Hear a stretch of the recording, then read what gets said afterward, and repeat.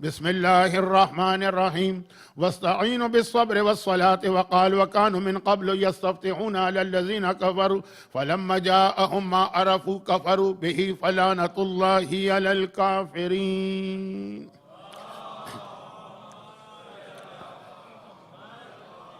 1448 ہجری یعنی 1448 ہجرہ کے اس دوسرے عشرے کا موضوع یا عنوان چوتھے امام کی ذات ہے، کیونکہ 11 محرم سے جو کربلا کے جہاد کا سیکنڈ فیز شروع ہوا ہے وہ چوتھے امام کی امامت میں ہے، اور اس حوالے سے کچھ تمہیدی باتیں آج مکمل کر لینا ہے تاکہ پھر امام کی سیرت کے وہ دوسرے پیغام آپ تک پہنچائی جا سکے، جس کے لیے میں قرآن کریم کی ان 2 آیتوں کی مسلسل تلاوت کر رہا ہوں۔ آج تیسرا دن جن آیتوں کے ترجمے کی اب تک نوبت نہیں آئی، کیونکہ ان آیتوں پر گفتگو شروع نہیں ہو پا رہی اور اب وقت بہت تیزی سے گزر رہا ہے، تو یہ ذرا تمہید مکمل ہو جائے۔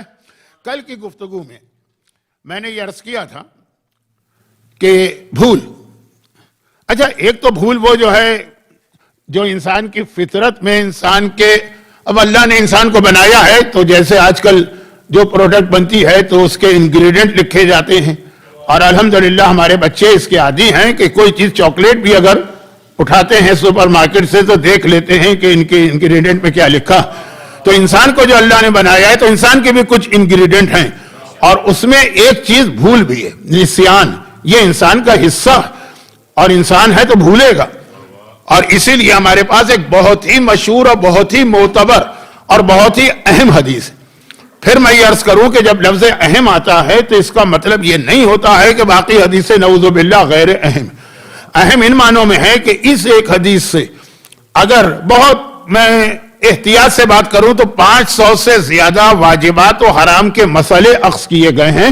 بہت ہی مشہور حدیث ہے، رفع عن امتی 9، اللہ نے میری امت میں 9 چیزوں کو معاف کر دیا۔ اور یہ حدیث ایک طرح سے تحفہ معراج ہے کہ جب اللہ کے رسول معراج پر تشریف لے گئے تھے تو وہاں جو اللہ کے رسول کو کچھ خاص تحفے ملے، اور وہ اس لیے وہ جو تحفے دیے گئے کیونکہ رسول نے وہاں پہنچ کے اپنی امت کے حق میں دعائیں شروع کی تھی، جن میں ایک دعا تو بہت ہی مشہور ہے، سورہ بقرہ کی آخری آیت۔ وہ دعا جو اللہ کے رسول نے شب معراج اس جگہ پہنچ کے مانگی کہ جہاں جبرائیل بھی نہیں جا سکتے تھے، اور جو ہمارے علماء ایک جملہ پڑھتے ہیں کہ جبرائیل کے پر جل رہے تھے اور ہمارا رسول چمڑے کے نالین پہن کے چل رہے تھے۔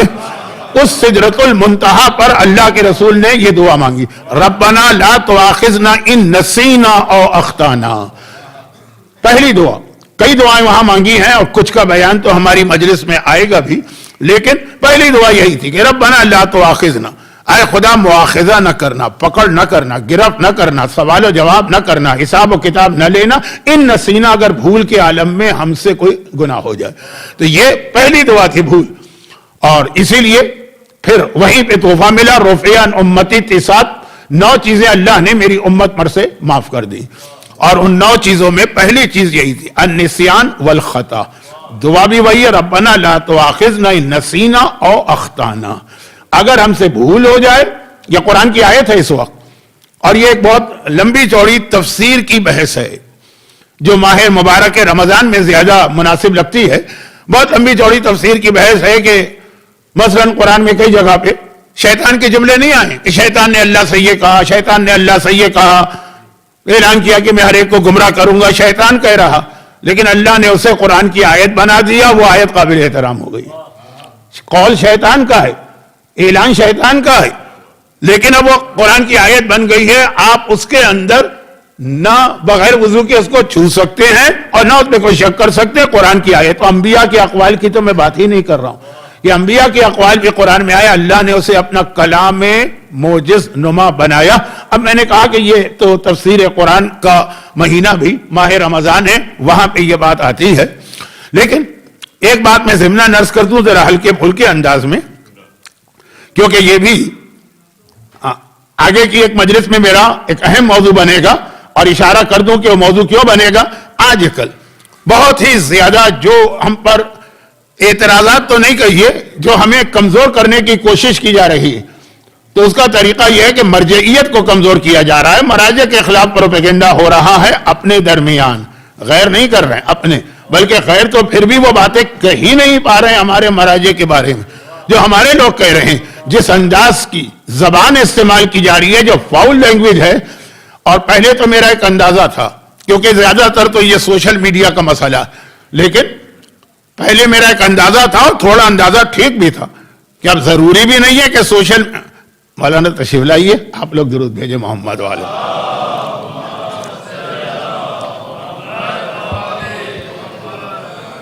کہ ایک اندازہ تھا کہ سوشل میڈیا پہ یہ کو تھوڑی پتا چلتا ہے کہ یہ جو بات کہہ رہا ہے یہ کوئی اپنا مومن ہے، کوئی شیعہ ہے، کتنے ہی دشمنان اہل بیت بھی جعلی آئی ڈی بنا کے آ جاتے ہیں سوشل میڈیا پہ، ہم کو لگتا ہے کہ جی دیکھیے ہماری قوم یہ زبان استعمال کر رہی، لیکن بعض لوگوں کے بارے میں جب میں نے معلومات کی تو واقعاً وہ اپنے ہی لوگ تھے۔ اچھا یہ تو میں سوشل میڈیا کی بات کر رہا ہوں، میں نے تو مجلسوں تک میں بڑے بڑے قابل احترام مراجع کے نام کے ساتھ لعنت کے فقرے سنے ہیں۔ اب مسئلہ ہوتا ہے کرنٹ مراجع بھی نہیں، شیخ توسی، علامہ ہلی، علامہ مجلسی، ان کا تذکرہ ہوتا ہے۔ تو خیر موضوع کہیں اور نہ چلا جائے، آج ایک کوشش ہے کہ تمہید مکمل کر لوں۔ تو اب یہ جو ایک دم سے اننیسیسری قسم کا پروپیگنڈا ہوا ہے، دیکھیے اچھے برے ہر زمانے میں لوگ رہے ہیں، اور ایک نارمل انداز سے ہمیشہ سے بعض لوگ مراجع کے خلاف رہے ہیں، وہ ٹھیک، لیکن جب یہ ایک دم سے اس انداز سے، کینسر کسے کہتے ہیں؟ کینسر یہی کہتے ہیں نا کہ انسانی جسم میں سیل موجود ہے ان کی اننیسیسری گروتھ ہو جائے، ایک دم ایکسٹرا آرڈنری قسم کی، وہ کینسر ہے۔ تو اب یہ اچانک اس قسم کا پروپیگنڈا، تو کچھ نہ کچھ اس کے پیچھے راز ہے، اور تھوڑا سا تذکرہ میں مرجعیت کے حوالے سے بھی کروں گا، جو شہادت ہوئی ہے تھوڑا سا اس کا بھی ذکر ہوگا، جو 8 جولائی کو قومی طور پہ سوگ کا اعلان ہے، تو قومی تو نہیں ہے، وہ بین الاقوامی ہے، تھوڑا ذکر اس کا بھی آئے گا اپنے وقت کے اوپر، ابھی تو مجالس کا آغاز ہے۔ تو اس کے اندر خلاصہ یہ ہے کہ اب جو اعتراضات ہوتے ہیں، اور بہت سارے جو لوگ فاؤل لینگویج استعمال نہیں کرتے، جن کی سمجھ میں کوئی بات نہیں آتی ہے اس لیے وہ اعتراض کر رہے ہیں، تو ان میں سے کچھ اعتراضات ایسے ہیں جس کے لیے کچھ احادیث کو آپ کے سامنے پیش کرنا پڑے گا، لیکن پہلی بات یہ کہنا پڑے گی جو اس وقت ایک بہت بڑا مسئلہ ویسے بھی اس سے ہٹ کر، مرجعیت سے ہٹ کر بھی شیعت پہ جو اعتراض ہے وہ یہ ہے کہ انسان اپنی عقل اور اپنی سمجھ کے اعتبار سے، عقل بہت بڑی چیز ہے لیکن جسے ہم عقل کہتے ہیں وہ عقل ہم ہوتی نہیں ہے، تو اپنی سمجھ کے اعتبار سے، اپنے ماحول کے اعتبار سے، اپنی عادتوں کے اعتبار سے، اپنے بزرگوں کی باتیں سن کر کچھ اندازے خود لگا لیتا ہے دین کو سمجھانے کے لیے، جس کے لیے میں اکثر ایک مثال دیتا ہوں، ابھی بھی پہلے عشرے میں پڑھ کے آیا، یہ مثال بہت دیتا ہوں کیونکہ چھوٹی سی مثال ہے کہ فرق ہوتا ہے بہت زیادہ، ایک عام آدمی ایک چیز کو سمجھے اور ایک مرجع ایک چیز کو سمجھے۔ انگریزی میں شاید اس کے لیے ایک لفظ استعمال ہوتا ہے ویژن۔ مولانا روم نے اپنی مثنوی میں ایک واقعہ لکھا، کیونکہ میں نے بہت پڑھا، اب مجھے تو اندازہ نہیں کہ یہاں کتنے لوگوں نے میری مجلسیں سنی ہوں گی، میرا تو بہت پرانا زمانہ ہو گیا، لیکن بہرحال سن بھی لیا ہے تو کوئی حرج نہیں ہے۔ ہندوستان کے کسی علاقے میں، اب انہوں نے ہندوستان کا لفظ استعمال کیا، ہندوستان کے کسی علاقے میں ہاتھی آ گیا جن لوگوں نے اس سے پہلے ہاتھی نہیں دیکھا تھا۔ ویسے ہاتھی ہندوستان کا بھی جانور ہے، لیکن انہوں نے لکھا کہ ایک گاؤں میں ایک ہاتھی آ گیا، تو یہاں تعلق ہندوستان سے نہیں، ایک گاؤں دنیا کا، وہاں پہ ہاتھی آ گیا جہاں والوں نے اس سے پہلے کبھی ہاتھی دیکھا نہیں تھا۔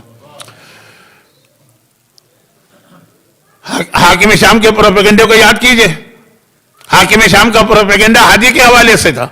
دیکھیں آج کل جو حالات چل رہے ہیں دنیا کے اندر، تو سورہ فیل بہت یاد آ رہا ہے، ہاتھی والوں کا سورہ، اللہ نے کس طرح ابابیلوں کے ذریعے سے ہاتھیوں کے لشکر کو تباہ کیا تھا، اور ہم دیکھ بھی رہے ہیں کہ کس طرح سے اللہ کی قدرت ہمارے سامنے آ رہی، جو آدمی سوچ بھی نہیں سکتا تھا وہ معجزے ہمارے سامنے پیش آ رہے ہیں۔ لیکن حاکم شام مولا کے معجزے کو چھپانے کے لیے، مولا کے معجزے کو دنیا کی نگاہوں سے دور رکھنے کے لیے اس نے ہاتھی استعمال کیا تھا، کیونکہ یہ واقعہ زیارت کے درمیان تقریباً سارے علماء بیان کرتے ہیں، اس لیے میں زیادہ اس کی تفصیل میں نہیں جا رہا۔ جب آپ پہلی مجلس میں میں نے عرض کیا تھا، کل بھی عرض کیا تھا کہ آپ میں سے ہر ایک ایک مرتبہ کا اب ظاہر نہیں ہے، 10 12 15 دفعہ آپ کربلا کی زیارت کر چکے ہیں، اور انشاءاللہ مرتے دم تک یہ سلسلہ جاری رہے گا، اور اس کے بعد بھی یہ سلسلہ جاری رہے گا۔ بس فرق یہ ہو جائے گا کہ ابھی ہم روزے کی زیارت کو جاتے ہیں، مرنے کے وقت خود آقا حسین کی بارگاہ میں پہنچ کر آقا کے چہرے کی زیارت کیا کریں گے۔ تو اب وہاں پہ یہ واقعہ بہت بیان کیا جاتا ہے، اور وہ اس لیے کہ حاکم شام نے وہ جو مولا کا بہت مشہور معجزہ ہے ثعبان، مولا مسجد کوفہ کے منبر پہ خطبہ دے رہے ہیں کہ ایک مرتبہ وہ ایک دروازے سے، کئی دروازے نا، ایک دروازے سے اتنا خوفناک قسم کا اژدہا آیا کہ کوفے کے رہنے والے جتنے مسجد میں بیٹھے سب ڈر گئے۔ دیکھیں یہ اژدہا عرب میں پایا جاتا، مولا نے تو ولادت کے تیسرے دن گہوارے میں اژدر کے کلے کو چیرا تھا نا، تو اژدہا کوئی نئی چیز نہیں ہے عرب والوں کے لیے، لیکن اتنا خوفناک تھا۔ اس میں ایک جملہ بھی آتا ہے، میں ذرا سا تفصیل میں چلا گیا، جبکہ مجھے 99% یقین ہے کہ آپ نے یہ واقعہ بہت زیادہ ممبروں سے عام مجلسوں میں بھی سنا، اور مسجد کوفہ کی زیارت میں تو یہ واقعہ ہر قافلے کے عالم بیان کرتے ہیں۔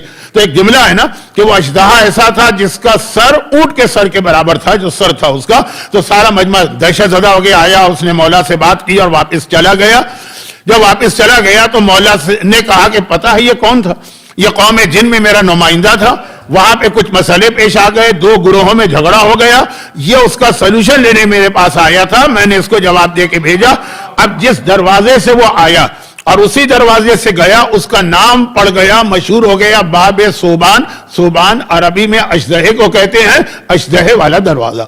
اور آج بھی کتابوں میں یہی لکھا ہے، آپ زیارت پہ جاتے ہیں، شیخ عباس قمی کی مفاتیح الجناں کو کھول کے دیکھ لیجئے، آج بھی یہ لکھا ہے۔ جب آپ مکے میں جائیں تو خانہ خدا کی انٹری کے، وہ جو حرم ہے، مسجد ہے، 90 سے زیادہ دروازے ہیں، لیکن ثواب ہے گیٹ نمبر 19 ہے، آج کل اس کا نمبر 19 ہے، باب السلام سے جانے کا۔ اب یہ الگ بات ہے کہ اس وقت جو نئے قانون وہاں پہ بنے ہیں کہ احرام کے بغیر آپ اندر جا نہیں سکتے ہیں، تو باقی دروازے آپ کے لیے کھلے ہیں، یہ بند ہے، وہ ایک الگ بحث ہے۔ باب السلام سے داخل ہونا مستحب ہے جو آدمی بھی عمرے یا حج کے لیے خانہ کعبہ جا رہا ہے۔ مسجد نبوی کے 74 دروازے، لیکن اس کے اندر مستحب ہے 73 نمبر کے دروازے سے مسجد میں داخل ہونا، جس کا نام ہے باب جبرائیل۔ مکے میں باب السلام، مدینے میں باب جبرائیل، اور مسجد کوفہ میں باب ثعبان۔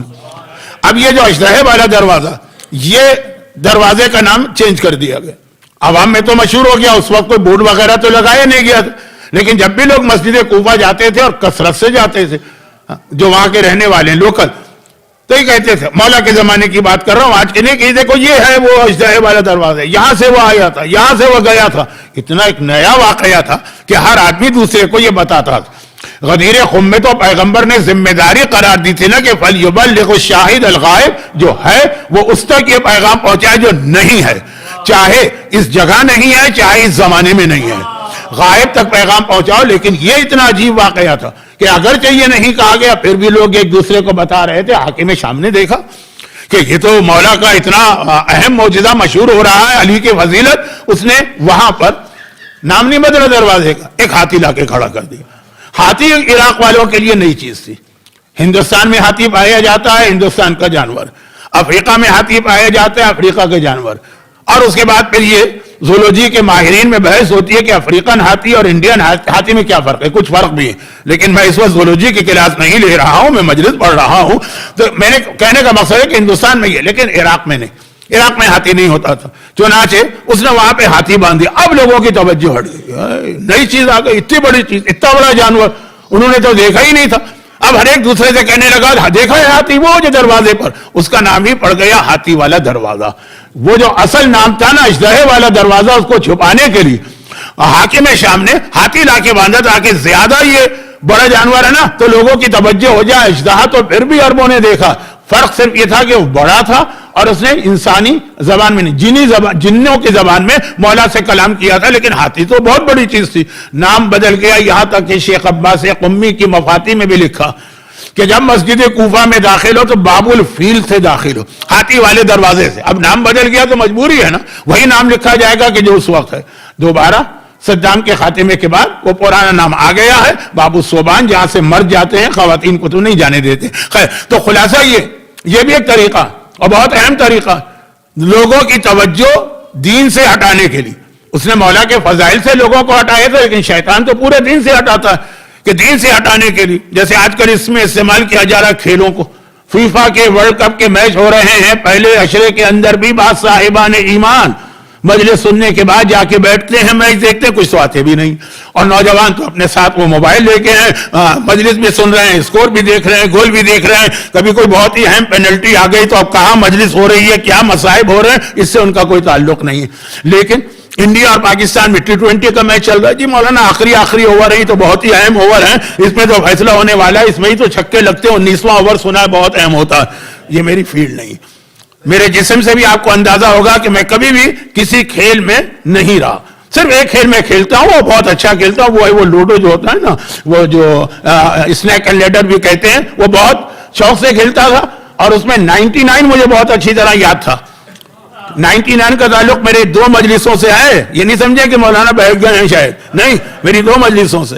بڑی محنت سے میں وہ لوڈو کھیل کے کبھی چھکا آ گیا, کبھی 4, کبھی 3. 99 پہ ایک اژدہا کھڑا ہوتا ہے, وہاں پہ گوٹ پہنچی, وہ جو اس نے کھایا تو معلوم ہے 1 پر آ گیا.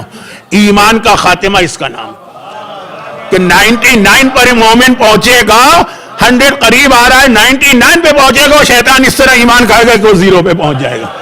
2 دن یہ بات آئی تھی اور میں نے عرض کیا تھا کہ شاید شب جمعہ میں اس کو اور زیادہ وضاحت کے ساتھ بتاؤں. تو میں مثال اپنے موضوع کی میں نے دی ہے, لیکن خلاصہ یہ ہے کہ کھیل اتنا کھیل میں لگا دیا. کبھی ویمبلڈن ہوتا ہے, کبھی ورلڈ کپ ہوتا ہے, کبھی فٹ بال ہوتا ہے, کبھی کرکٹ ہوتی ہے. تو اب یہ توجہ ہٹانے کا ایک طریقہ ہے, لیکن وہ پھر ابھی کا موضوع نہیں. خلاصہ یہ تھا کہ ہاتھی استعمال کیا گیا مولا کی ایک بہت مشہور فضیلت سے لوگوں کی توجہ ہٹانے کے لیے. لیکن آج میں نے ہاتھی کی بات ایک اور حوالے سے کی, اور وہ یہ ہے کہ ویژن. آدمی جو ہے نا کتنا دیکھ سکتا ہے, اس کے اعتبار سے وہ کچھ فیصلے کرتا. اب کوئی چیز بہت دور سے آپ کو نظر آ رہی ہے, میری آئی سائٹ بہت کمزور ہے, یعنی یہ گلاس لگانے کے باوجود اتنی کمزور ہے کہ میں ایک شرعی مسئلہ بتا رہا ہوں, لیکن عمل کے لیے نہیں بتا رہا ہوں. شرعی مسئلہ بتا رہا ہوں کہ شاید اب خواتین میرے سامنے بغیر حجاب کے بھی آ جائیں تو کوئی حرج نہیں ہے. مجھے عورت ہی نظر نہیں آتی ہے, اس کے بال کہاں سے نظر آئیں گے. تو بہت ہی ایک دھندلی سی شبی. کبھی ایسا ہوتا ہے لوگ سامنے بیٹھے ہوتے ہیں, میں پوچھتا ہوں آج کی مجلس میں آپ نہیں تھے؟ کہ مولانا میں تو آپ کے سامنے بیٹھ رہا تھا, اچھل بھی رہا تھا نعرہ لگانے کے لیے, آپ چانس ہی نہیں دے رہے تھے.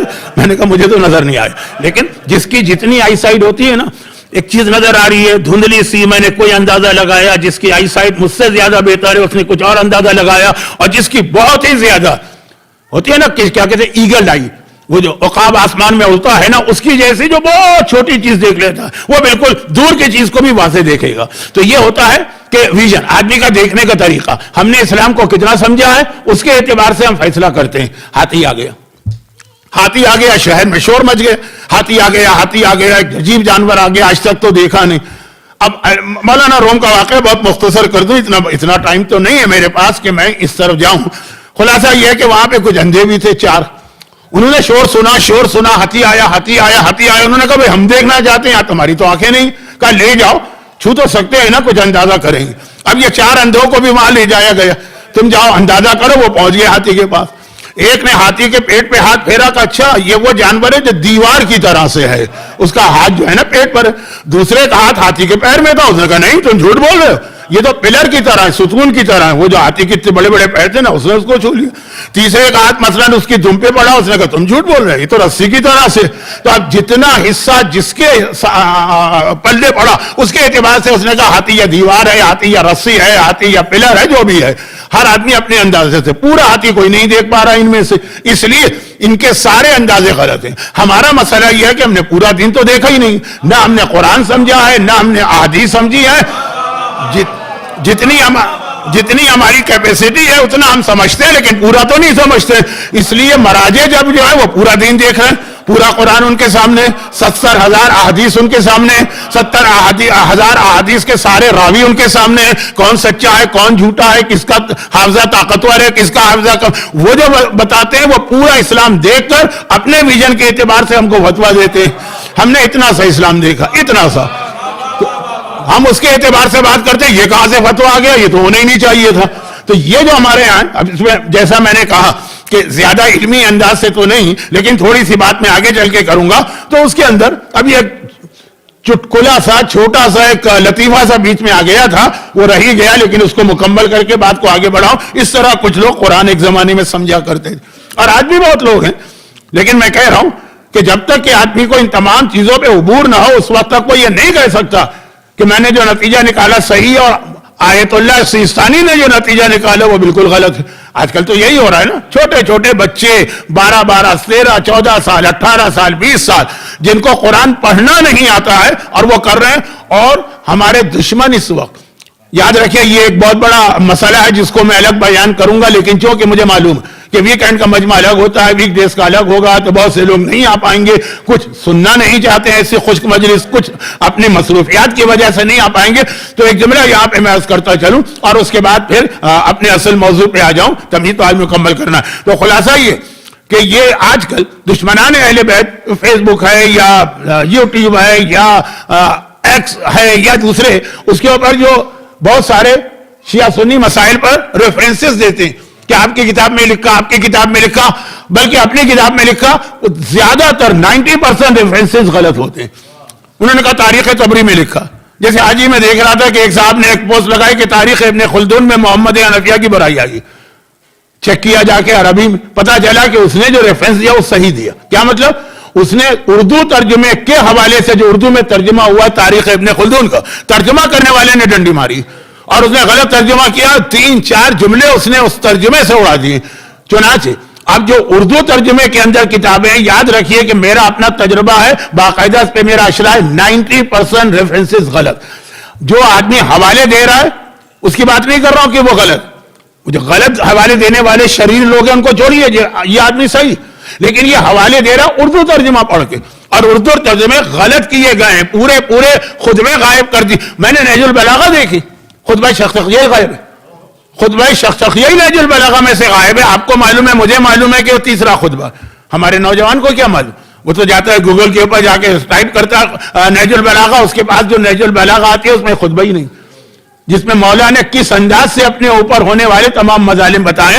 تو یہ تبدیلی بہت زیادہ ہو رہی ہے. بہت میں ذرا سا اپنے موضوع سے ہٹا, لیکن جو لوگ مجھے باقاعدگی سے سنتے ہیں ان کو پتا ہے کہ میں ادھر ادھر پہنچ جاتا ہوں, پھر آ جاتا ہوں راستے کے اوپر. تو ایک صاحب نے پرانے زمانے میں, بہت پرانا زمانہ بھی نہیں, 200-250 سال پرانی بات, جب تک کہ یہ انڈیا میں پریس نہیں آیا تھا, اس وقت تک قرآن, دیکھیں بہت سارے ثواب کے کام ایسے ہیں جو اس زمانے کے اعتبار سے ثواب تھے, آج اتنے ثواب نہیں رہے.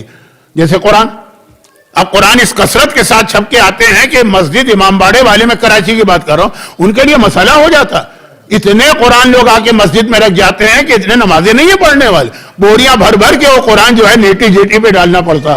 پھر لفظ نیٹی جیٹی آ گیا, کراچی والوں سے پوچھ لیجیے گا, یہ سمندر ہے عربین سی. تو خیر خلاصہ یہ کہ پہلے کتنا ثواب تھا, ایک قرآن حاصل کرنا ناممکن کام ہوتا تھا, پورا قرآن ہاتھ سے لکھنا پڑے گا.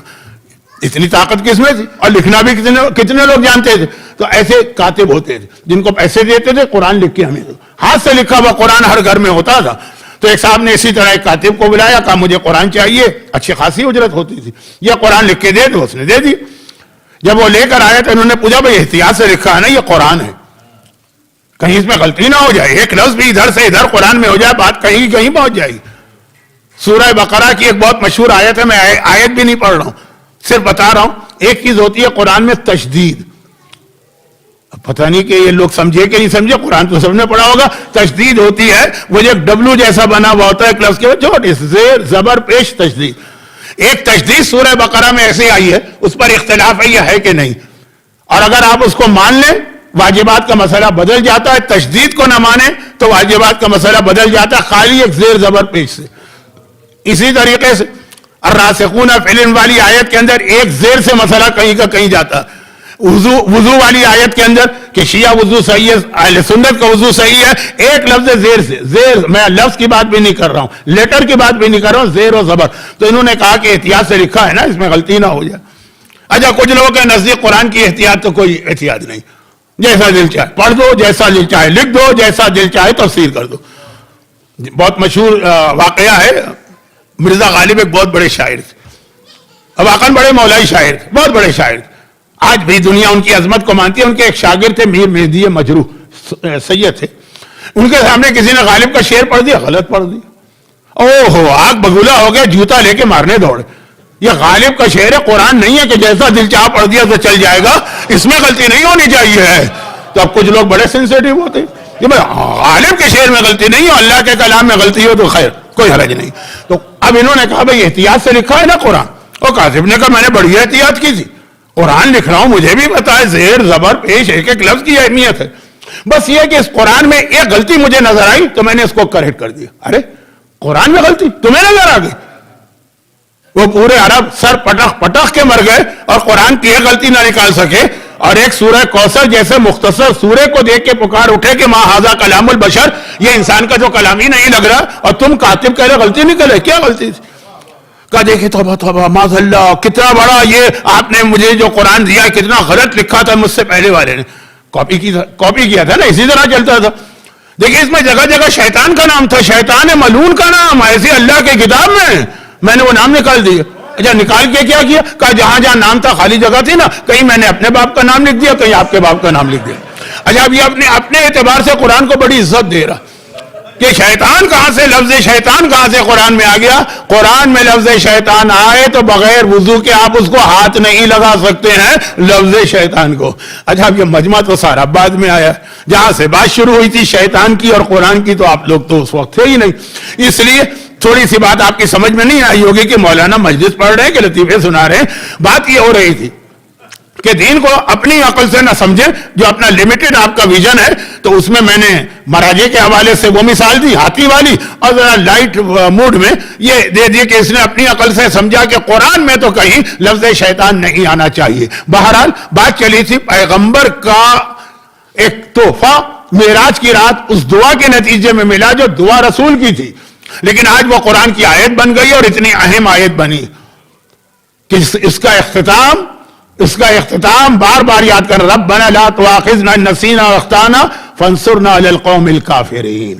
اور اے اللہ ہمیں نصرت عطا فرما, ہمیں کامیابی عطا فرما, اور مل رہی ہے کامیابی, وہ آپ کے سامنے ہے حالات و واقعات. میں پھر اصل موضوع پہ آ جاؤں. تو اب یہ جو کہاں سے بات چلی, پھر بھول گئے کیونکہ بھول سے بات چلی کہ انسان کے انگریڈینٹ میں بھول شامل. ہم بھولیں گے. تحفہ معراج میں کہا رفعان امتی 9 گناہ یا 9 غلطیاں اللہ نے معاف کی ہے میری امت پر, جن میں ایک بھول بھی شامل ہے.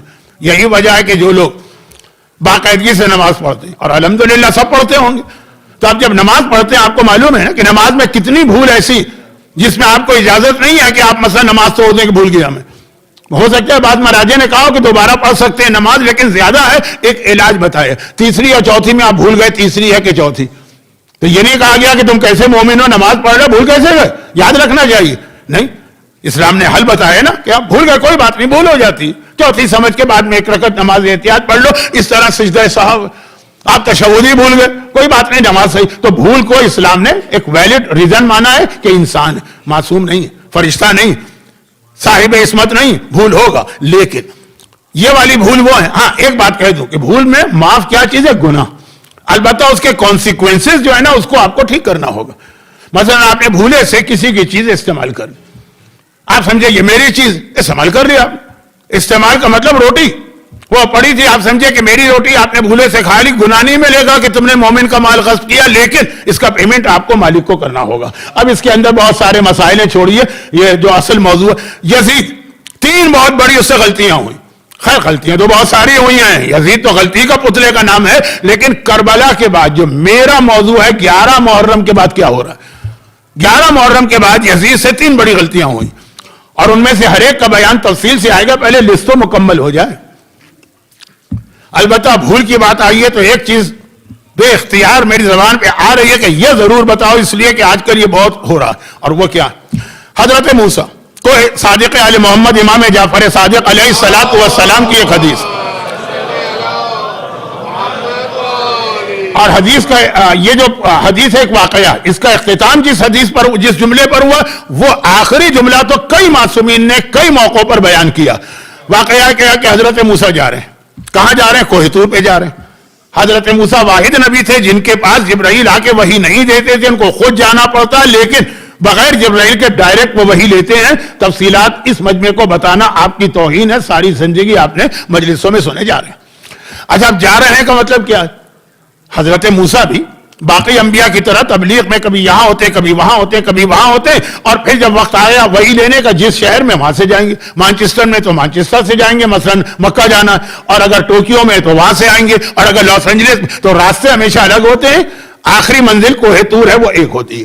تو اب جا رہے ہیں, آج جس گاؤں سے جا رہے تھے وہ نیا راستہ تھا, چل رہے ہیں, جا رہے ہیں, چلتے چلتے ان کو ایک نخلستان نظر آیا صحرا کے اندر, جو اوزیس کہتے ہیں انگلش میں غالباً, کہیں تھوڑا سا پانی مل جائے, 2-4 کھجور کے درخت ہوں, سایہ مل جائے, بہت بڑی نعمت پروردگار ہے. ہر مسافر وہاں پہ رکتا, تھوڑا آرام کرتا ہے, پانی پیتا ہے, فریش ہوتا ہے, سائے میں کچھ دیر بیٹھتا ہے, کیونکہ صحرا میں اس کے علاوہ کیا, بھوک ہے, پیاس ہے, دھوپ ہے, نہ پانی ہے, نہ سایہ ہے. حضرت موسیٰ ہر مسافر کا طریقہ. مکہ آباد اسی پہ ہوا, پورا مکہ آباد اسی بات پہ ہوا کہ زمزم کا پانی نظر آیا, ادھر ادھر کے قبیلوں نے دیکھا, دوڑ کے آ گئے, تو حضرت موسیٰ رک گئے, وہاں پہنچے تاکہ ذرا فریش ہو جائیں. دیکھا وہیں پہ ایک آدمی پڑا, اور بڑی عجیب حالت میں پڑا ہوا, یعنی یہ ہے وہ ڈسیبل قسم کا آدمی, زمین کے اوپر ہے, نہ اس کے ہاتھ کام کر رہے ہیں, نہ اس کا پیر کام کر رہا ہے, چہرہ اس کی بھی کھال اڑی ہوئی ہے. عجیب حالت میں دوڑ کے آئے کہ شاید اس کو میری مدد کی ضرورت ہے. قریب جاتے ہیں, کہتے ہیں کہ تم کون ہو, تمہاری یہ حالت کیسے ہوئی, کسی نے ظلم کیا؟ کہا کہ نہیں, یا نبی خدا میں فلاں گاؤں کا رہنے والا ہوں, مجھے اللہ کی عبادت کا بہت شوق تھا, اور اتنی عبادت میں کرنا چاہتا تھا, وہ ہو نہیں پا رہی تھی, کیونکہ اپنے گاؤں میں رہتا ہوں, کیسے کر سکتا ہے عبادت؟ کبھی بیوی کوئی بات کہہ دے, کبھی بچہ کوئی فرمائش کر دے, کبھی بھائی کوئی کر دے, کبھی کسی کی میت ہو جائے تو وہاں جانا ہے, کبھی کسی کی شادی ہو جائے وہاں جانا ہے. یہ اپنی حالت بتا رہا. میں بہت زیادہ اس بات کے بعد فرسٹریٹڈ ہوتا تھا کہ مجھے اللہ کی عبادت کرنا ہے, کوئی مجھے ڈسٹرب نہ کرے, لیکن گاؤں میں ہوں تو ڈسٹرب تو ہوں گا ہی. چنانچہ میں نے اپنا گاؤں چھوڑا اور جنگل میں آ کے رہنے لگا. پہلے کی شریعت میں اس کی اجازت تھی, آج یہ چیز جائز نہیں, بلکہ حرام ہے, آج جائز نہیں. تو اب خلاصہ یہ ہے کہ میں یہاں آ گیا. کہا ٹھیک ہے, یہ تو سمجھ میں آ گیا, یہاں آگے تمہاری حالت کیسے ہوئی؟ کہا یا نبی خدا, میں نے اتنے وضو کیے کہ میرے چہرے کی کھال اڑ گئی, اور اتنے وضو کیے کہ میرے ہاتھ شل ہو گئے, اور اتنی نمازوں کے لیے کھڑا رہا کہ میرے پاؤں جواب دے گئے. یہاں تو ہم ایک رات شب قدر کی 102 رکعت نماز پڑھتے ہیں, 2 دن تک سہلاتے ہیں, مساج کرتے ہیں, کریمیں ڈھونڈتے ہیں, فزیو تھراپی کے پاس چلے جاتے ہیں کچھ لوگ. تو یہ ایک جذبہ ہے عجیب. کون سا جذبہ ہے؟ ہاں, ابھی لوگ تیار ہیں, نجف سے کربلا مشی کریں گے, سب پیدل جائیں گے, اور مجالے کے کوئی وہ کیفیت بیان کرے جو 2-4 گھنٹے میں شب قدر میں ہو جاتی ہے. کس جذبے سے لوگ جاتے ہیں آپ نے اپنی آنکھوں سے دیکھا ہوگا. خیر, تو یہاں پہ ایک چھوٹا سا جملہ میں عرض کر دوں. بعض چیزیں لوگ سوال کرتے ہیں, الگ سے جواب دینے کا موقع نہیں ملتا, بات میں بات نکل آئی تو جواب دیتا ہوں. ابھی پہلے عشرے میں ہی جب میں نے 2 محرم کے مصائب وہ پڑھے جو ہر عالم پڑھتا ہے, میں تو ایک طالب علم ہوں, اور ایک جملہ آتا کہ آقا حسین نے کربلا کی زمین خریدی تو بنی اسد سے وعدہ لیا کہ ہمارے شیعہ ظاہر آئیں گے, ان کو 3 دن مہمان بنانا. سوال آ گیا کہ مولانا بنی اسد تو آج بھی ہے, اس پہ عمل ہو رہا ہے؟ میں نے کہا آپ جائیے 40 کی زیارت پر, نجف سے کربلا, وہ آپ کی خدمت کی جائے گی, وہ آپ کو احترام ملے گا, وہ پروٹوکول ملے گا, اور وہ نعمتیں آپ کو ملیں گی جو شاید اپنے گھر میں بھی آپ کو نہ ملے. یہ حسین کی وصیت پہ عمل ہو رہا ہے, یہ حسین کی وصیت.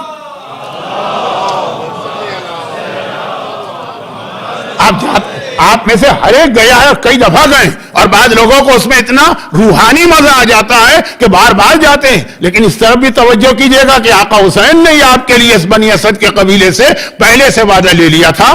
کیا ہے میرا آقا, کتنا اس نے اپنے غلاموں اور کنیزوں کو یاد رکھا ہے. تو واپس آ رہا ہوں کہ حضرت موسیٰ نے ایک مرتبہ دیکھا, اتنی عبادت تو میں بھی نہیں کرتا ہوں, نبی خدا بھی اتنی عبادت تو نہیں کہ ہاتھ گئے, پاؤں گئے, زمین پہ پڑا. کہا لیکن تو زندہ کیسے؟ زندگی کے لیے انسان کو غذا تو چاہیے نا. ٹھیک ہے, عبادت اپنی جگہ, وضو اپنی جگہ, تو یہ غذا. کہا ایک پرندہ روزانہ آتا ہے صبح کو, اور ایک پرندہ شام کو, اور وہ اپنی چونچ میں ایک انار لے کے آتا ہے, انار کو چھیلتا ہے, چونچ سے ایک ایک دانہ میرے منہ میں ڈالتا ہے, اور وہ ایسا انار ہوتا ہے کہ صبح کھا لیا تو شام تک کوئی بھوک نہیں لگے گی, شام کو کھا لیا اگلی صبح تک کوئی بھوک نہیں ہے. جنت کے پھلوں کی یہی خاصیت ہے, بلکہ جنت کے پھل تو شاید ایک دفعہ کھا لیں کبھی بھی بھوک نہ لگے. تو اب یہ کہ اللہ کی طرف سے آتا. حضرت موسیٰ نے ایک مرتبہ کہا کہ ہاں سمجھ میں آتا, جو اللہ کی اتنی عبادت کر رہا, اور اللہ اگر اس کو اس طرح سے پال رہا ہے اور خیال کر رہا ہے تو بالکل ٹھیک ہے, سمجھ میں آتا ہے. اچھا میں جا رہا ہوں, کیونکہ مجھے تو اصل میں اپنی آفیشیل ڈیوٹی پہ جانا ہے, وہی لینے جانا ہے نا, بس اتنی بات ہو گئی, فریش ہو گیا, چلنے لگے. اس نے روک دی, کہا کہ بس آپ یہ بتائیے کہ کہاں جا رہے ہیں؟ کہا کوئی دور پہ جا رہا ہوں. آپ کون ہیں؟ موسیٰ نبی. اچھا آپ موسیٰ نبی, اللہ سے ڈائریکٹ بات ہوگی. کہا ایک سوال میرے ذہن میں, اب یہ آدمی 200 سال سے عبادت کر رہا تھا کہ 300 سال سے, اللہ بہتر جانتا. کہا ایک سوال میرے ذہن میں, اور وہ یہ ہے کہ جب اللہ مجھے جنت میں بھیجے گا نا تو کہاں پہ بھیجے گا؟ میرا اسٹیٹس کہاں پہ ہوگا؟ کس نبی کے ساتھ میں جنت میں اپنا گھر بناؤں گا؟ روایتوں کا ایک سلسلہ ہے, کچھ روایتیں اس عشرے میں بھی آئیں گی. اب 7 دن رہ گئے آج کے بعد کہ مومن کو جنت میں کس کس نبی کے پڑوس میں گھر مل سکتا. رسول خدا کے پڑوس میں کون رہے گا؟ حضرت موسیٰ. نبی کے پڑوس میں کون رہے گا؟ حضرت عیسیٰ کے پڑوس میں کون رہے گا؟ انبیاء کا تذکرہ, ائمہ کا تذکرہ نہیں. کیوں نہیں؟ جب نبی کا بتا دیا پڑوس کون ہے تو سارے امام تو وہیں پر ہوں گے نا, 14 کے 14 معصوم. وہ تو ایک ہی پڑوس سب کے لیے, لیکن انبیاء کے حوالے سے ہے. تو یہ پوچھ رہا, اب بات بالکل صحیح, بھئی جنت ملے گی تو جنت میں کون سی جگہ ملے گی؟ کتنا ہائی اسٹیٹس ملے گا؟ آپ جیسے ہم کراچی میں کوئی زمین خریدنے جائیں, آپ لاہور میں کوئی زمین خریدنے جائیں, کوئی پنڈی میں خریدنے جائے, تو ایریا پہ ڈیپینڈ کرتا ہے نا کہ ڈیفنس کی زمین کی کوئی اور قیمت ہوگی, عام زمینوں کی کوئی اور ہوگی. میرا اسٹیٹس کیا؟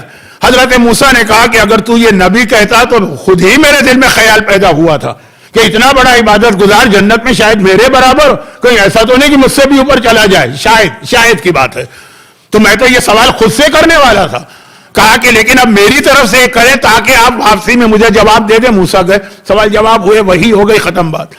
آخر میں چلنے لگے تو خیال آ گیا کہ ایک مومن کی سے ایک وعدہ کر کے آیا, خدا بندہ وہ جو فلاں وہ جنگل کے اندر ہے, تیری عبادت کرنے والا جو ہاتھ پاؤں تیری عبادت کی وجہ سے اس کے ہاتھ پاؤں شل ہو گئے, وہ جنت میں کہاں ہوگا؟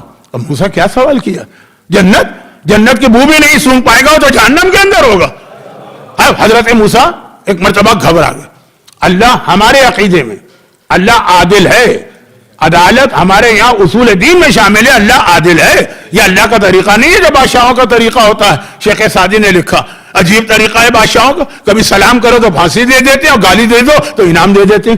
ایسا اللہ کوئی موڈ پہ نہیں چلتا ہے, اصول ہیں, کچھ سیٹ چیزیں ہیں, SOPs ہیں اللہ کے پاس کہ کس طرح سے کس کے ساتھ سلوک کیا جائے گا. یہ کیسے ہو سکتا؟ اتنی عبادت کرنے والا اور اس طرح سے جہنم. کہا موسیٰ اس کی ساری عبادتیں اپنی جگہ پر ہیں, ایک بات اس سے پوچھ لینا کہ جو پرندہ صبح و شام اس کے لیے انار لے کے آتا ہے, کبھی اس نے اس سے کہا کہ ایک دانہ تو بھی چکھ لے, تو میرے ساتھ اتنا احسان کر رہا ہے.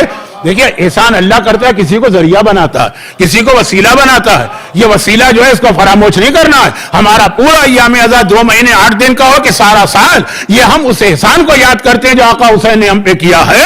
یہ ہم اس کا اتنا سا حق بھی ادا نہیں کر پاتے ہیں تو واقعہ کمپلیٹ ہو جائے. ایک مرتبہ بھی اس نے یاد کیا کہ بھائی میں بھی اس کے لیے کوئی فیور کروں. یہ پرندہ جو میرے لیے آتا ہے اللہ کی طرف سے آتا ہے, لیکن وسیلہ ہے نا, چلے ٹھیک ہے. پرندے کو ضرورت ہے کہ ضرورت نہیں, اس کے دل میں کبھی خیال پیدا ہوا, کبھی سے احساس ہوا جو اتنا بھی خیال نہ کرے میری جنت میں اس احسان فراموش کی جگہ نہیں. احسان فراموش کسے کہتے ہیں؟ بھول جانا. بھول کی بات چل رہی تھی نا, میں نے کہا بھول پر میری زبان پہ خود بخود میرے دماغ میں یہ واقعہ آ گیا کیونکہ اس کا آخری جملہ بہت اہم ان معنوں میں کہ واقعہ تو ایک امام نے بتایا, آخری جملہ شاید 6-7 معصومین کا.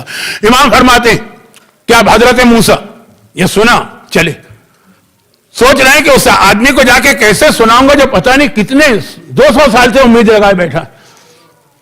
کیا امید لگائے بیٹھا؟ جنت تو ہے ہی یقینی. وہ تو اپنا جنت کا اسٹیٹس ڈھونڈ رہا ہے کہ وہاں پہ مجھے کہاں پہ ملے گا پلاٹ, اور اس کو جا کے کہہ دوں کہ بھول جا تجھے جنت بھی نہیں ملے گی, کیسا اس کا دل ٹوٹے گا؟ 200 سال سے وہ سوچ رہا تھا, لیکن وعدہ بھی کیا تھا کہ واپس آ کے جواب دوں گا. وعدہ خلافی تو نہیں کر سکتا نبی خدا. چنانچہ گئے تو, لیکن واپسی بہت ہی بوجھل قدموں سے, کس طرح اس سے بات کروں وہاں تک پہنچے. اور ایک مرتبہ وہ تو ویسے ہی اب نگاہیں لگا کے بیٹھا اس راستے پر کہ ابھی آئیں گے موسیٰ, ابھی موسیٰ آئیں گے. دیکھا جیسے ہی خوشی کے عالم میں کہا یا نبی خدا میرا اسٹیٹس آپ کے برابر ہے نا. موسیٰ نے وہی جواب دیا کہ تو کیا بات کر رہا ہے, جنت تو بہت دور کی چیز ہے, یا اسٹیٹس تو بہت دور کی چیز ہے, جنت کی خوشبو بھی تجھے نہیں ملے گی. اللہ نے کہا جہنم. گھبرا گیا. آج کے زمانے کا کوئی مومن ہوتا غصے میں آ جاتا, اللہ نے کہا میں اللہ کو نہیں مانتا, ختم بات, چیپٹر کلوز. اے خدا مجھے چاہیے ہی نہیں تو. اس طرح کی بدتمیزی کی بات بھی لوگ کر دیتے ہیں, لیکن تھا مخلص. یہ جو کچھ اس سے غلطی ہوئی لیکن تھا مخلص. ایک مرتبہ کہا یا نبی خدا, رونے لگا. میں تفصیل نہیں بتا رہا ہوں, وقت ہاتھ سے نکلا جا رہا ہے, رونے لگا. یا نبی خدا اب ایک اور فیور کر دی, اور وہ یہ کہ واپس جائیے کوہ طور پہ میری درخواست پہنچا دیجیے. میں بھی دعا کر سکتا ہوں لیکن میری دعا پتہ نہیں پہنچے نہ پہنچے, کتنا ٹائم لگے. آپ تو جائیں گے فٹافٹ آمنے سامنے اللہ سے, اللہ سامنے نہیں ہے لیکن ڈائریکٹ بات ہو جائے گی نا.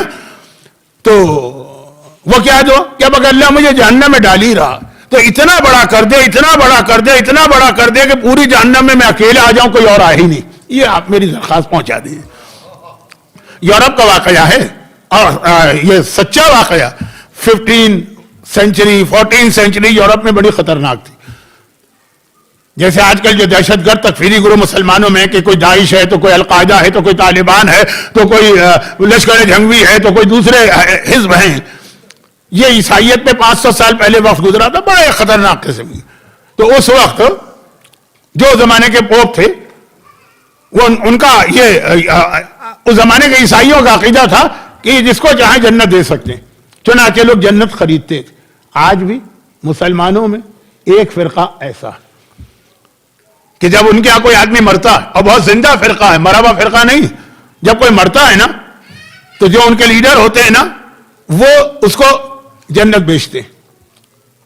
اب جاتے ہیں گھر والے مرنے والے کہ بھائی ہم کو جنت میں فلاں جگہ چاہیے, وہ کہتے ہیں اتنا پیمنٹ کرو, پیمنٹ کرتا ہے وہ لکھ کے دیتے ہیں کہ اے بھائی جبرائیل یہ میرا آدمی آ رہا ہے, میں نے اس کو جنت کا 200 گز کا پلاٹ دیا ہے یا 400 گز کا پلاٹ دیا ہے اس کو جنت. آج بھی آج 21 سینچری مسلمانوں کا ایک فرقہ, بڑا مشہور فرقہ, ان کے بعد آج بھی رواج ہے, عیسائیت کے پاس تھا جنت جنت.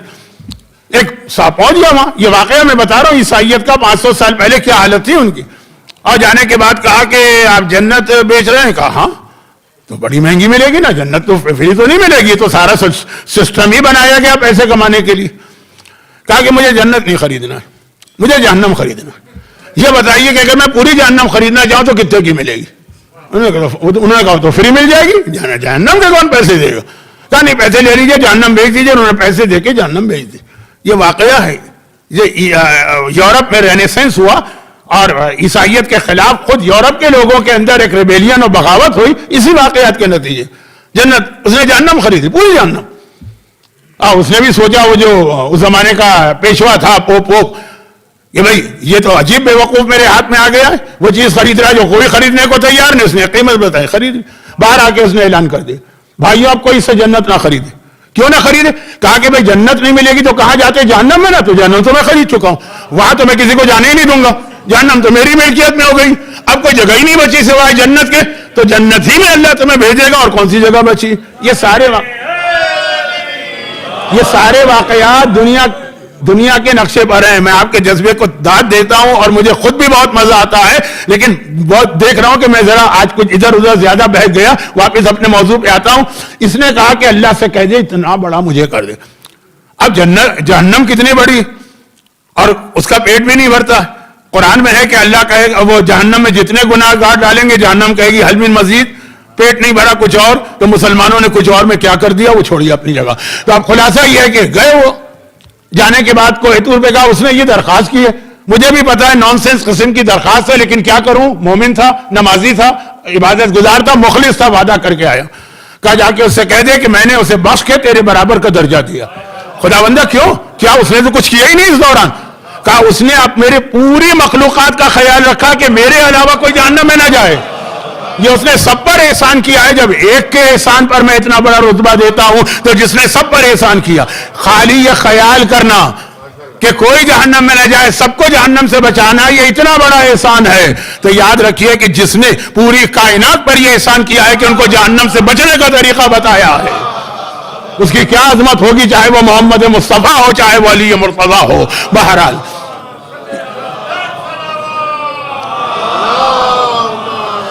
اسی جملے کو پوری ایک میں مجلس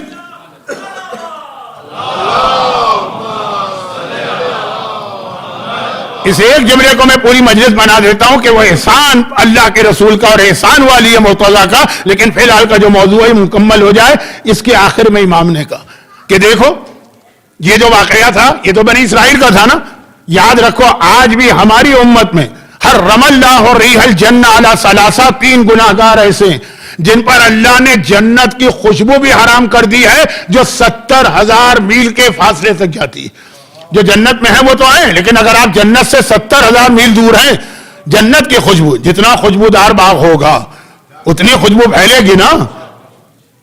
اب میں ذرا ڈھونڈ رہا ہوں، آپ ذرا میری مدد کیجیے گا. مجھے یورپ میں اور انگلینڈ میں کوئی خوشبودار باغ نہیں ملا. باغ بہت ملے لیکن پھولوں میں خوشبو نہیں ہے، عورتوں میں وفا نہیں ہے، اور کیا کیا باتیں مشہور ہے. تو خلاصہ یہ ہے کہ جنت کی خوشبو 70,000 میل. 3 پر اللہ نے جنت کی خوشبو بھی حرام کی ہے، اور ان میں پہلا ہے عاق والدین، جو اپنے والدین کا حق ادا نہیں کرتا. اور دوسرا وہ ہے کہ جو کسی کے احسان کو بھول جاتا ہے. جنت تو بہت دور کی بات ہے. اب دیکھیں ابھی تک واقعہ بنی اسرائیل کا تھا، اور ایک معصوم کی حدیث تھی، اب 6 معصومین کی حدیث، 7 کی حدیث آ گئی. جو احسان کو بھول جاتا ہے. اور تیسرا منان، تیسرا بھی اسی کا سکے کا دوسرا رخ. اور تیسرا وہ ہے جو کسی پہ احسان تو کر دے، پھر بار بار اتنی بار احسان جتاتا ہے کہ یہ مظلوم کہتا ہے اس سے تو بہتر تھا احسان نہ کیا ہوتا. جہاں بیٹھتا ہے، جہاں میرا ذکر آتا ہے، یاد دلا دیتا ہے احسان جتا رہا. یہ احسان کے حوالے سے 2 بہت اہم احکامات ہیں. کچھ لوگ تو ایسا کہتے ہیں جیسے ان پر زندگی میں کسی نے احسان نہیں کیا. یا تو وہ آسمان سے ڈائریکٹ نازل ہوئے ہیں یا زمین سے نکلے ہیں. نہ کوئی باپ ہے، نہ ماں ہے، نہ رشتہ دار ہے، نہ کوئی استاد ہے، نہ کوئی مشکل میں ساتھ دینے والا. ہم پہ کسی کا احسان نہیں. جب تم مکھی بھی نہیں اڑا سکتے تھے اس وقت کون تمہارے اوپر احسان کرتا تھا؟ آج تم اتنے چوڑے ہو گئے، کسی نے احسان نہیں کیا. جنت میں ایسے احسان فراموش کی جگہ نہیں ہے. جو ایک کے احسان کو یاد نہ کرے اس کے لیے جنت میں جگہ نہیں ہے. تو جو حسین کی اس قربانی کو یاد نہ کرے جس نے پوری امت پر احسان کیا ہے، وہ بوئے جنت کیسے سونگے گا؟ اور تیسرا وہ ہے کہ احسان کر کے تم نے اس کی عزت کا ٹھیکہ لے لیا. جی ہم نہ ہوتے تو تم آج مانچسٹر میں نہیں بیٹھے ہوتے. ہم تھے جو تمہیں وہاں سے لے کے آئے. ہم ہیں کہ جو کیا. خواتین بھی اس کے اندر کم نہیں ہے، چیمپئن ہے. ساس جو بہووں کو تانا دیا کرتی ہے نا، وہ یہی تو ہوتا ہے نا. تم ہو کیا؟ تمہاری فیملی ہے کیا؟ ہم نے اپنے ہیرے جیسے بیٹے کے لیے تمہیں کہاں سے اٹھا کے کہاں پہنچایا، خاک سے اٹھا کے تمہیں یہاں. اب یہ جو احسان جتانا، ایک بار احسان کر کے بھول جاؤ. بلکہ چوتھے امام ہی کا واقعہ کہ وہ رات کے اندھیرے میں جا کے ہر ایک کے سراہنے، ہر غریب اور یتیم کے سراہنے اس کی ضرورت رکھتے تھے تاکہ پتہ ہی نہیں چلے کہ کس نے میرے اوپر احسان کیا. واقعہ بعد میں آئے گا، ابھی تو بہت جلدی سے بات مجھے اختتام تک پہنچانا. تو احسان نہ بھولو. بات ہو رہی تھی بھول کی، لیکن اس میں یہ ضمنی بات آ گئی جو ہماری قوم کا بہت بڑا مسئلہ. ایک مرتبہ کسی کا احسان لے لیا، آپ سمجھیے گویا اس کے غلام بن گئے، وہ ہر جگہ آپ کو ذلیل کرے گا. اور دوسری طرف ایسے لوگ کہ ساری زندگی دوسروں نے ان پر احسان کیا، اور آج اس طرح سے وہاں کے طوطے کی طرح شاید آنکھیں پھیری جاتی ہیں. خیر، تو خلاصہ یہ کہ یزید پہلی غلطی اس سے یہ ہوئی کہ اس نے یہ سمجھا کہ عورتیں بہت کمزور، یہ میرا کیا نقصان پہنچائیں. اور دوسری غلطی اس سے یہ ہوئی. اب غلطی کا لفظ میں اس یزید کی صفائی میں نہیں پیش کر رہا ہوں کہ جی وہ اسے غلطی سے ہو گیا ورنہ اس کی نیت نہیں تھی.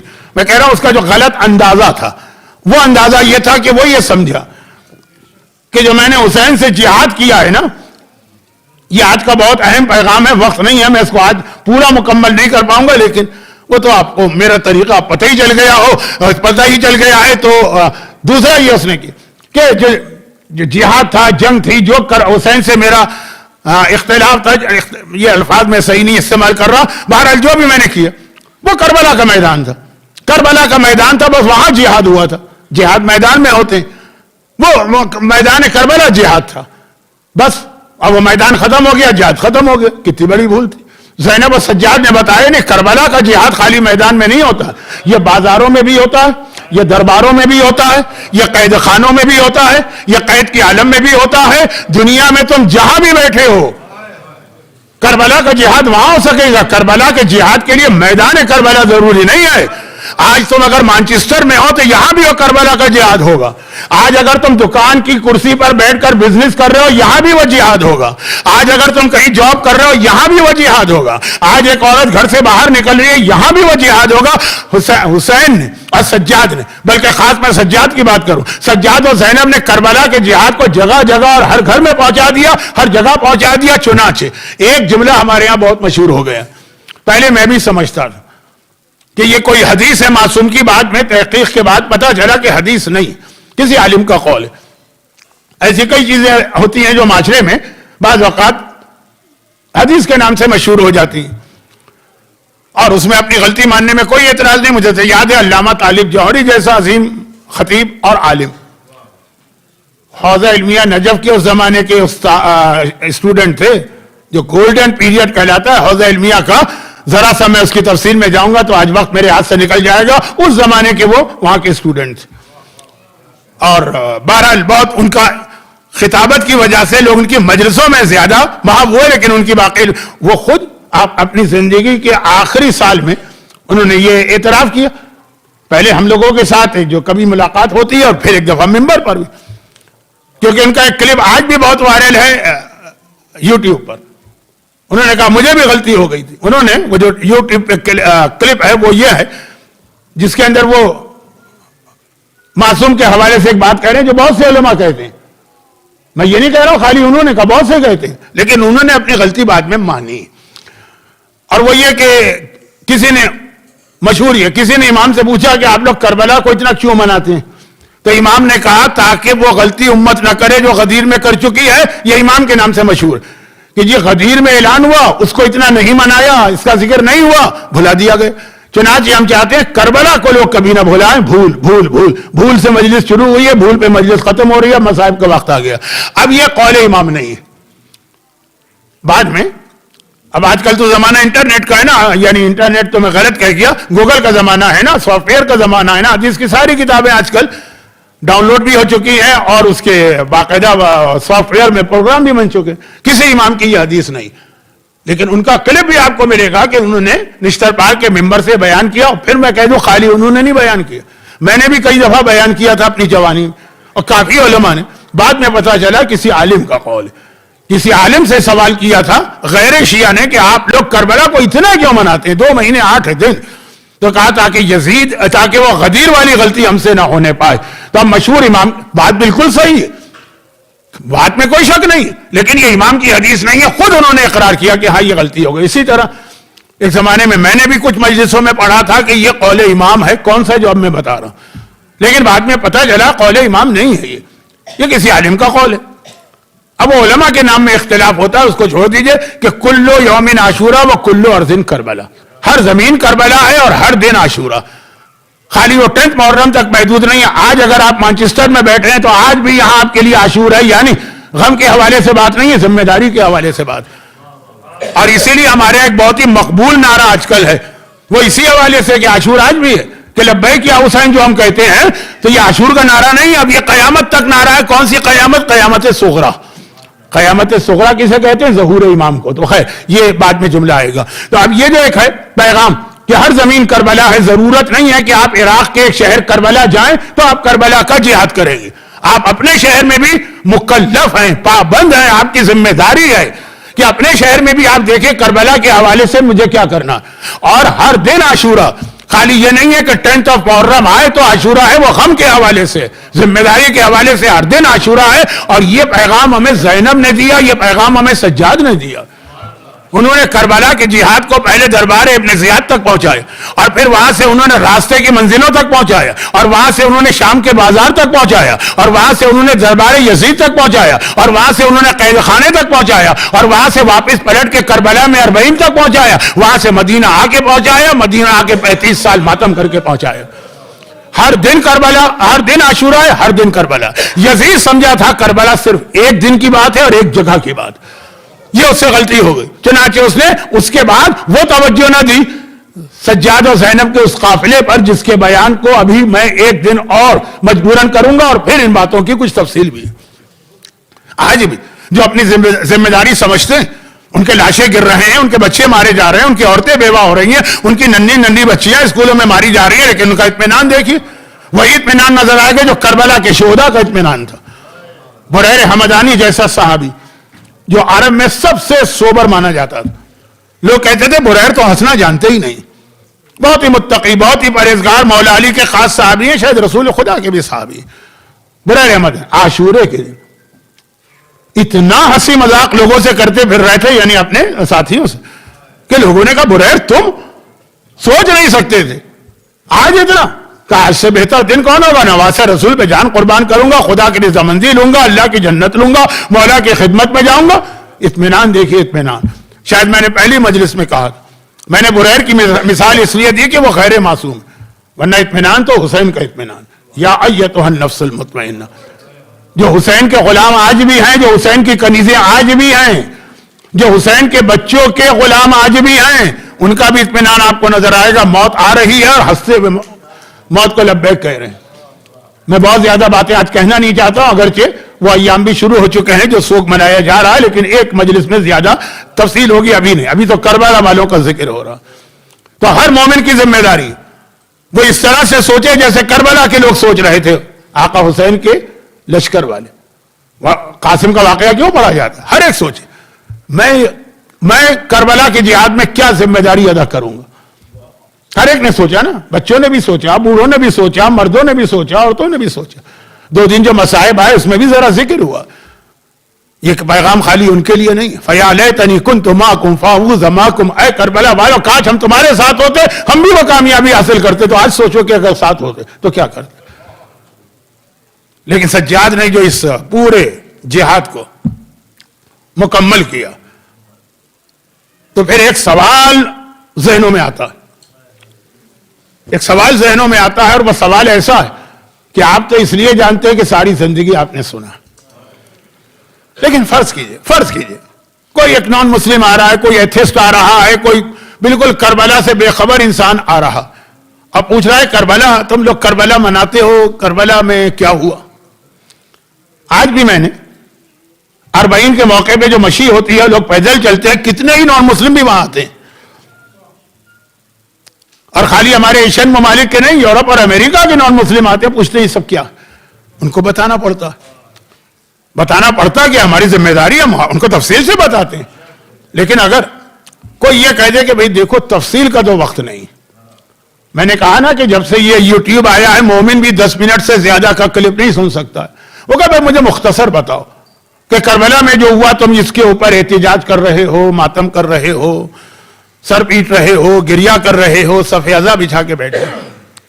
تو یہ جتنے واقعات ہیں اس میں تم یہ بتاؤ کہ سب سے زیادہ مشکل واقعہ کون سا اور سب سے زیادہ دردناک واقعہ کون سا. اور اس کے لیے جو بہترین شخص ہو سکتا ہے جس سے سوال کیا جائے وہ سجاد ہو سکتے ہیں، کیونکہ سجاد کربلا میں بھی تھے اور سجاد کربلا کے بعد پورے سفر میں تھے. وہ آدمی جو خود وٹنس ہو، خود موجود ہو. اب میں آقا حسین کی توہین نہیں کر رہا ہوں، لیکن آقا حسین تو بہرحال معذاللہ توہین نہیں ہے، صرف کربلا تک تھے. کربلا کے بعد حسین تو نہیں تھے، حسین کا کٹا سر نوکے نیزہ پر ضرور تھا. مولا سجاد، آپ بتائیے اس پورے واقعے میں سب سے زیادہ مشکل اور دردناک مرحلہ کیا تھا؟ اب اس سے پہلے کہ آقا سجاد جواب دیں، ہم نے کہا ہم اپنے حساب سے سوچے کربلا میں سب سے مشکل وقت کیا تھا. دل نے کہا کہ قاسم کی شہادت.